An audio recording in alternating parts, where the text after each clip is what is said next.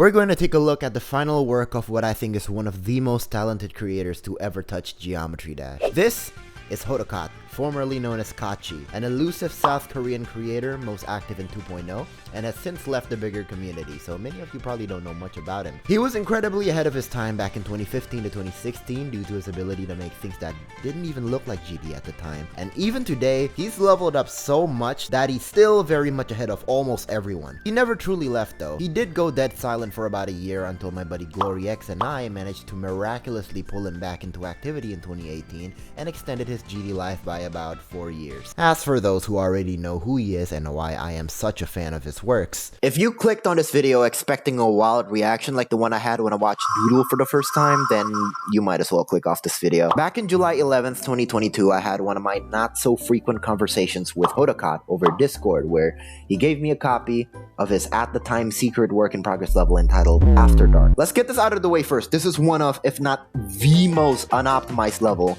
in the history of unoptimized levels. I mean, 311k objects in 1 minute and 16 seconds. Point zero has almost the same amount stretched to almost 4 minutes, and the level just straight up disappears for people without a 4 GB patch. Needless to say, I did roast the hell out of him on his lack of optimization, to his face as well.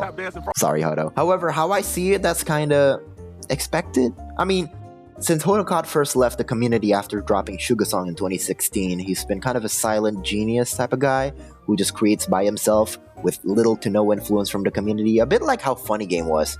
No, not that Funny Game, the other one. And although heavily drawn and detailed levels like these have always been criticized for its inherent object heaviness, and optimizing has always been considered a good thing, the practice of it only became the community standard around like 2017, when creators like Ryunomi came around. So, as unfortunate as it is, it's kinda understandable that optimization seems to be low priority to HotoCot, at least to me. Regardless, that doesn't take away the fact that this level is absolutely gorgeous, and I even gave HotoCot the contact of well-known optimizer Viper Arcturus, just for the sake of him not getting absolutely bombarded with hate from both players and creators. But alas, he decided to give up on the level and uploaded it in its unfinished, unoptimized state, after a 9-month span of online radio silence. Along with the level, a statement that reads, "Afterdark, I think I won't play this game again, so just upload it.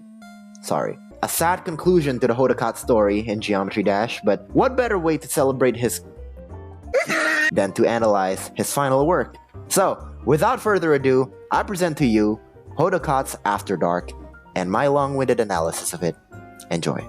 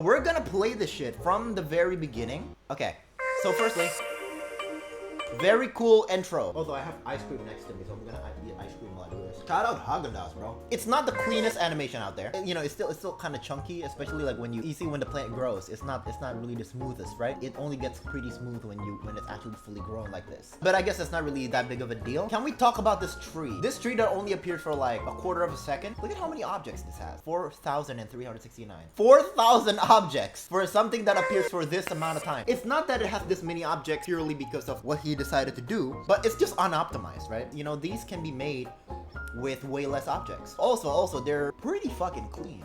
I'm not gonna lie to you. Wait, are these like...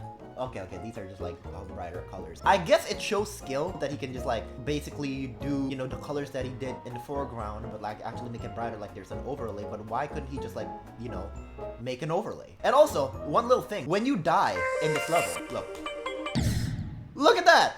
It's like the Mario Maker thing. I don't play Mario Maker, but oh, that's so cool. Let's play the second part in the actual level. Pay attention to the background. Look at those little morphing shapes. Look at those shapes. The animations. Look at that. The animations are cool by itself, but the fact that it's layered on top of everything, I isolated just the background. You see this? The sheet right here is just literally blank. Boom. That. All these animations are made not using layering. There is zero layering except for overlaps. But that's exactly all he used. He just used overlaps. Yeah.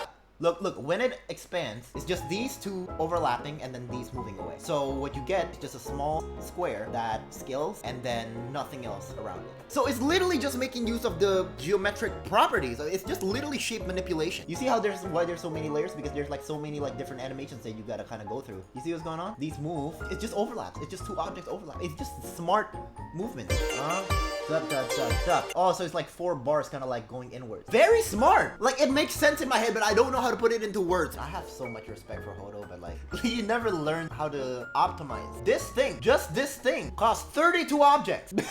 So in the next part, this is my favorite part visually. You see how the blocks, they're kind of just like formed by the ground and the ceiling folding. And I also love these like subtle animations. You see that? You see that? Oh, and then in the background, you have these like the inversion effect. This is something that I really respect about HotoCot's as a creator. When he uses effects, he uses it. Not just like showing it off on the screen as a background. Just like, yo, I've created an effect. You know, people thinking that's what effects are supposed to be. It just kind of makes me feel like effects are being treated not really as a tool, but more as like just magic tricks basically, right? HotoCot uses these things as a tool. He has to use it in order to achieve this. And I'm not saying that it's wrong to show off, but even if you want to show off, then you gotta kind of give it some sort of purpose, right? For being in that part. I mean, I was guilty of that. Most of my effects back in when I made like curl up and key, they were very flexy. Okay, next part, we have this. Let's appreciate the block design. It looks fire. My ice cream melting. My cookies and cream. Comment below, what's your favorite flavor of ice cream? Vanilla is cool. Can never go wrong with that. I like macadamia nut. I like Belgian chocolate. I like cookies and cream. I like... What the fuck are we talking about ice cream? There are a few things going on here. Oh! I just noticed there's like a subtle detail. Oh, that's such a nice detail. So you have these obvious like these shadows moving like in a parallax, but he made this like subtle reflection. That's a really nice touch. You see HotoCot's attention to detail? You see why I respect the fuck out of HotoCot? In the background, you see this little fancy lotus flower going on here. But he was like, you know what? Nah, look at the clouds.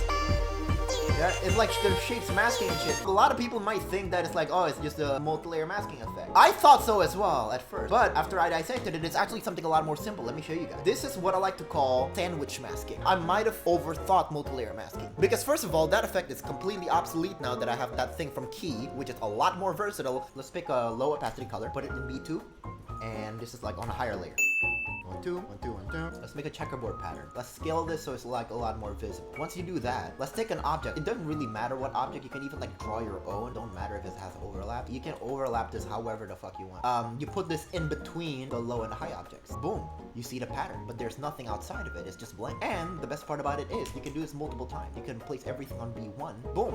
It does the exact same thing as multi-layer masking. It does the same fucking thing. And then there's this part, which is the quote-unquote drop of the level. There's no drop. You know, it's a very calm song. Now, this is the only visually unfinished part. The whole level is unfinished because, you know, it's unoptimized.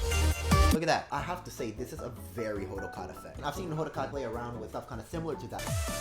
It uses something called Ambiguous Movement. This is not a new thing, right? A lot of people already know this. You know, it's already been used billions of times. One of these move up and then one of these move down. But if you move them vertically like this, you'll see there's like somewhat of an illusion. When you look at these intersections, the intersections are moving horizontally. So what Hoto basically did was match the horizontal movement of the intersections with the speed of the GD camera scrolling. I actually asked HotoCot personally. He didn't get this from me. Not that it matters, but I'm just saying it's a lot more impressive when you like discover things on your own like that, right? It shows technical skill. Technical skill is important, not purely because, you know, you gotta know how to do a bunch of effects, but the fact that, again, you need to actually use these effects, right? When you actually know how to do all these fancy editor things, it kind of opens up a lot of options for you. There's a lot more things that you can do that are normally not possible by conventional all means. HotoCot tried to basically emulate watercolor, which is very interesting, especially in the context of GD. Fucking slice of orange. What the Wait, how many objects?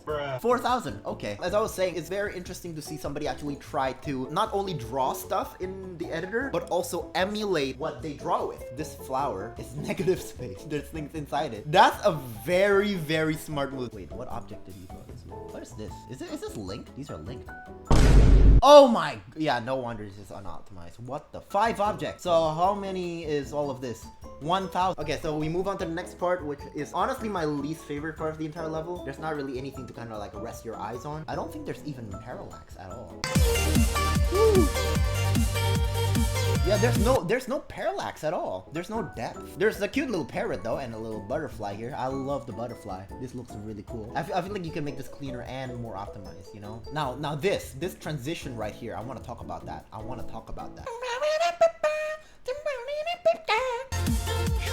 Turtles! And then now this part. Oh, look at this. Look at this. Look at the effect in the background. Okay, so HotoCot already isolated this. How? I'm still not entirely sure how this is done, but I do know one component of this effect, which is something that I like to call color cancellation. Let me just show you. Yeah, nah, I'm tripping. This is purely color cancellation. Although, wait, no. I'm not that sure because you see the circles and the flowers? It's like a layering effect inside a layering effect. You have the circle and the flower overlapping, and then in that overlap, there's like shapes in it, and there's like these polka dot pattern, and then there's like these rhombi. Yeah, I'm gonna show you guys the basic principle of how this works. Let's turn this red, like really red. Blending, right? Okay, let's set it to T1, and we have another bar right here. Let's color it orange, right? And now we're gonna have to put this below. This don't really got it half blending on it. Remember, this second bar is below the blending one, but it looks like it's on top because this red, anywhere from red until yellow, it will always cancel out the red. This is something that Sputnik has talked about. You know how a computer screen has 3 colors, red, green, and blue, and they can each go up to 255. Anywhere from red until yellow, the red value is always at 255. So that's why you can't add any more red. That's why this red doesn't show. But as soon as you shift it a bit towards the green, that's when the red starts going down, and you can finally add the red onto this color, and that's why the overlap is visible now. Now, if you shift this one to green, like full green, right? Same thing will happen, but a completely different range. Anywhere from yellow to cyan, the second bar cancels the green. Within this range, the green is always at 255. When you shift this to blue, full blue, anywhere from cyan to magenta, the blue always gets canceled out because the blue is at full 255. Let's take this a step further. Bar, another bar, make it black. Let's put it on B1. Let's make a white bar next to it, and then put it on B3. Let's put a red bar in between. Basic layering. Right now, let's add another object, blending, say red. Now we put this on top of everything. Starting to see what I'm doing here? It's like a cut, right? This shows on the black but not on the white. This shows on the white but not on the black. And this one is because of it's a basic layering, but this one is because white cancels all colors. To take this a level further, this one with the non-blending. You see? You still won't see the red on here because again, anything from the red to yellow region cancels out the red. Now the blocks, it's actually interesting. Look at how it constantly goes down. So what he had to do was use ambiguous movement again. I'm gonna take one of the obstacles and then actually lower the opacity just so you guys can see what's going on. Look what HotoCot did. Look at that. It's just triangles converging into smaller triangles. Yeah. And the last part is the end. This is actually really cool because there's like, look at those animations. Oh. Look at those animations. Oh, look at how the title sort of just dissolves. Oh, that's so cool. That's so cool. It's just like a sequence of alphas. And a nice little detail. Look at that. The grass is swaying in the wind. At least the ones in the foreground. The ones in the back don't really move. That don't really matter. And the sunrise. Woo! I've been recording for too fucking long. I'm done. Bye.